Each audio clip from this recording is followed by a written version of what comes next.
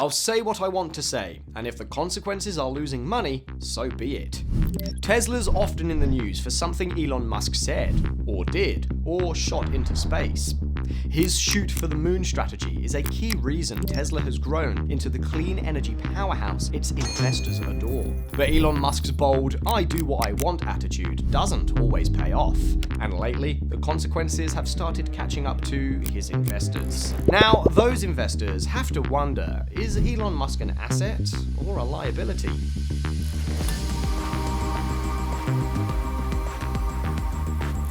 In this video, we'll explore what's behind the curtain of Tesla's recent stock moves, its erratic CEO's influence over his legendary EV brand, and where that could take the company. Because ultimately, this story isn't about a wealthy man just marketing his brand. It's about a CEO who's so linked to his company that all of his decisions, good, bad, and all over social media, could make or break your wallet. We'll start by exploring Tesla's current position, and how its third quarter earnings report blew the previous report out of the water. Tesla's second quarter earnings results were a mixed bag. Despite reaching record quarterly revenues in what it called a difficult operating environment, management reported a 45% drop in profits year over year. That all changed in Q3. Tesla's bottom line earnings surged to 72 cents a share, far beyond the expected 58 cents. Earnings margins soared far above expectations, with an adjusted EBITDA margin of 18.5% compared to last quarter's 14.4%. Operating margins also spiked, with Tesla reporting an increase from $3.6 billion in Q2 to nearly $6.3 billion in Q3, suggesting Tesla was able to rein in expenses without sacrificing profit. These third quarter results fall in line with Musk's prior comments. In a surprise virtual appearance at the X takeover event, Musk also highlighted Tesla's increased efficiency. As of this year, the company's Shanghai factory can now roll a car off the production line every 30 seconds, with predictions that it could triple production within 24 months. Some of its new 2025 models can also be built on existing production lines, which will lower costs and boost numbers. A significant portion of Tesla's 2024 revenues came from selling environmental regulatory credits. So far this year, Tesla has made more than $2 billion from these sales, a practice that JP Morgan analysts warned is an unsustainable driver of earnings and cash flows. Bernstein analysts highlighted another frequent point of concern for analysts and investors, saying that the tone of Tesla's conference call was ebullient and filled with Musk prognostications that have historically polarized bull and bear investors, and that the company only took 2 questions from sell-siders. Analysts also noted that Musk has a long history of being over-optimistic about full self-driving, and the evidence shows Tesla lags well behind competitors, with full FSD potentially years away. Musk punctuated these concerns by proclaiming that his best guess for vehicle growth was 20 to 30% in the next year, while most analysts capped their figures around 15%. While Tesla's recent earnings may have overcome a mixed second quarter, other problems continue to weigh on the company's reputation and bottom line. For starters, Tesla has lost several high-profile executives, including VPs of finance and business operations, public policy and business development, manufacturing engineering director, and head of product just this year.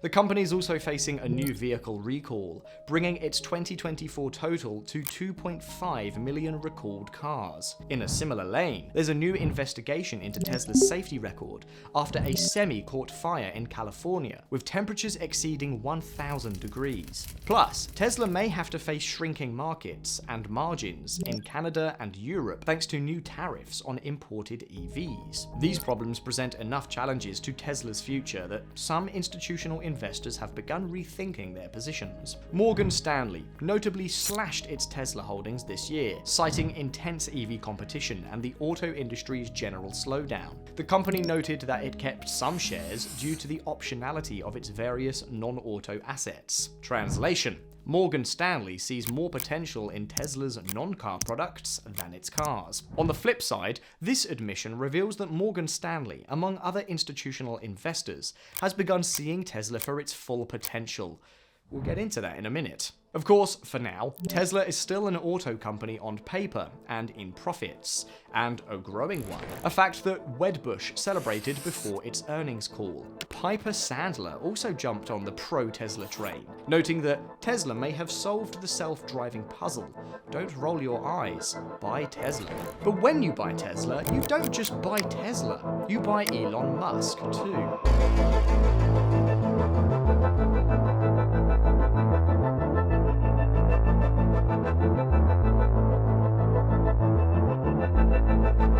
One of Tesla's unique selling points to some investors is the unbreakable link between Tesla the company and Tesla the man, that is, Elon Musk. Over the years, Musk has entangled himself with the EV giant, ensuring the company's performance depends in part on his own actions. Unfortunately, these actions are beginning to look more dangerous, not just for Tesla, but for the man himself.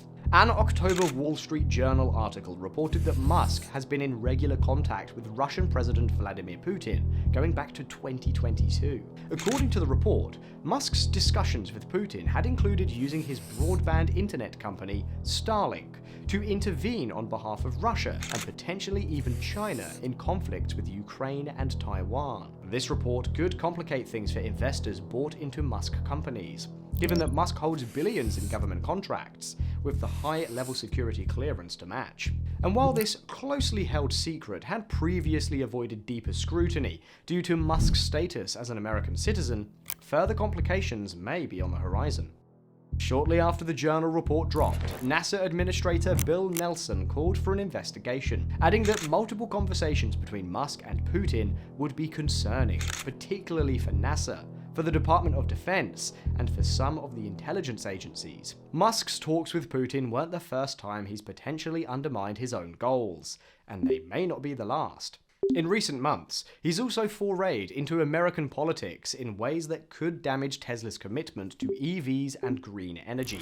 In July 2024, Musk publicly endorsed presidential candidate Donald Trump after stating in 2022 that he'd voted Republican for the first time. As a CEO who's historically leaned to the other aisle, politically and ideologically, this shift is unprecedented, especially since Trump has frequently stated his opposition to EVs and clean energy credits, while promoting the oil and gas industries. This political shift has left many Tesla owners and investors unhappy. While some see this move as Musk trying to push EVs further into the mainstream, a Bloomberg survey of 5,000 Model 3 owners, the vast majority reported that Musk's public statements have harmed or greatly harmed Tesla's reputation, and that they'd prefer he stay out of politics. Some Tesla owners and investors have even sold out and switched to competitors because, to them, buying the brand means buying the man. And right now, for these former Tesla bulls, that man is too volatile to stand behind with confidence.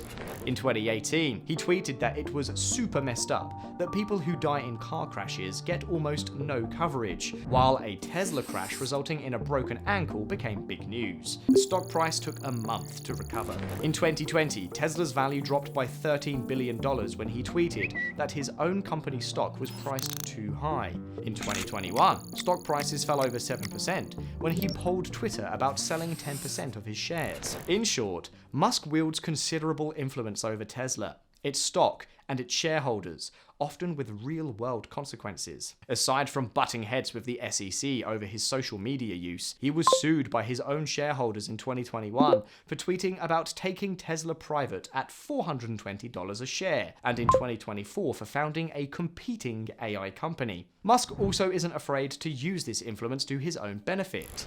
When a Delaware judge struck down his $55.8 billion compensation package, citing biased entanglements with key board members involved in setting his pay, Musk put the package to a shareholder vote and got it approved anyway, though it was only worth about $46 billion after the stock slid. He then urged shareholders to vote to relocate the entire company from Delaware to Texas, and won that vote too.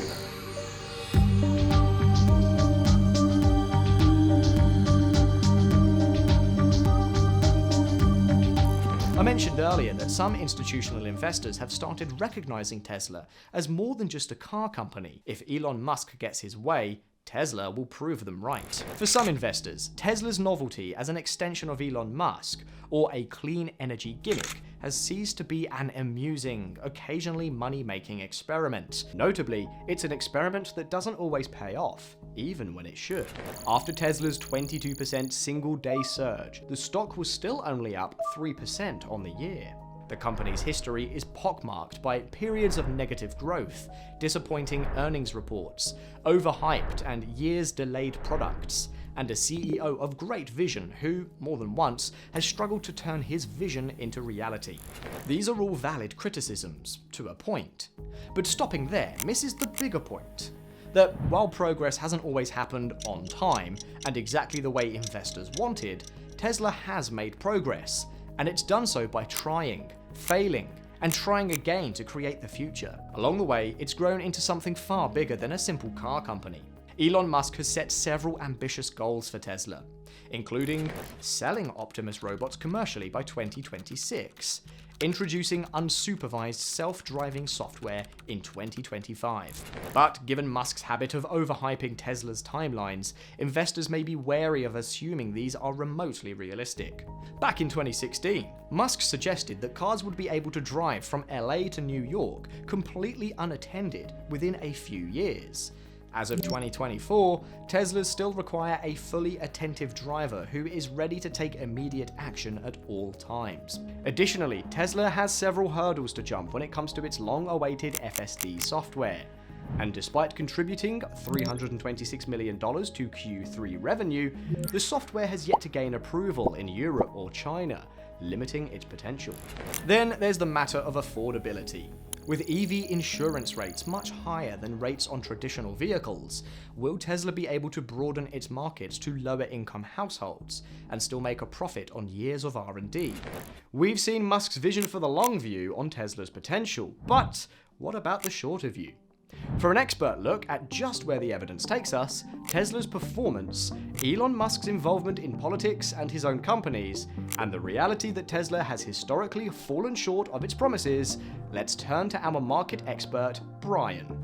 As long as Tesla continues to operate the way it does now, investors should consider buying the stock at the bottom end of its current range and selling at the top end, at least through the end of 2025. Why? Because for all its potential and promises, Tesla remains an inherently expensive growth stock with a lot of potential downside. Over the long term, the company has obviously seen impressive growth, but when it comes to hitting individual milestones, Tesla has a spotty track record at best. And for investors who are keen on trades that are continually making short-term gains, Tesla may not be the best bet right now. That's all for today. If you want to join us on Tesla's journey and get more insights into your favorite companies, be sure to like, subscribe, and follow us on Instagram for bite-sized details. See you next time.